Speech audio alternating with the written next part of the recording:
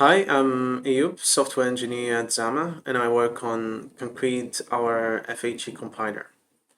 We recently released Concrete 2.8 and introduced a couple of new features.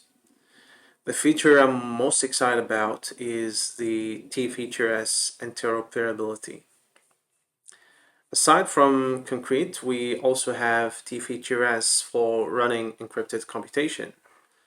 Both libraries have their pros and cons and are more suited for specific use cases. However, it was never possible to combine them, such as having a client-server app that uses Concrete in the client and TFHE-rs in the server. TFHE-rs interoperability allows us to implement use cases that require combining both libraries. This can be used in different scenarios, and we will look at simple example here. The Concrete code here uses a set of parameters from TFHE-rs. These parameters need to be identical on both sides to ensure interoperability. And here we define a TFHE-rs inside integer type of 8 bits using the previous parameters. Then comes the function we want to compile. It's supposed to take two TFHE-rs inputs, convert them to Concrete's format, run a modular addition, then convert to the TFHE-rs type we define above. The function here will compile as usual. Then we will create TFHE-rs bridge, which provides helper functions to convert ciphertext and keys between the two formats.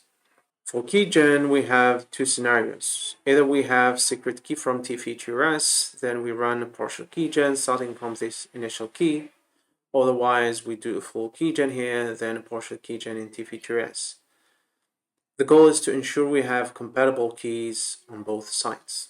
On the rest side, depending on how we are doing keygen in Concrete, we can either make full keygen here or get the secret key from Concrete and do a partial keygen. We can then encrypt and serialize values to be used as inputs in Concrete. Back to Concrete.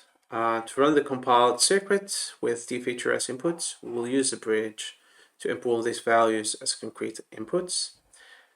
We need to provide the correct position of the input so that the bridge makes the correct conversion. The result can be exported back to TFHE-rs in a similar way here. And the rest side now, we can deserialize and decrypt the result from Concrete. You can check our new guide in the documentation for more details of this feature. And you also have the release blog post for more info about this new version. Thanks for watching, and stay tuned for more exciting updates from Zama.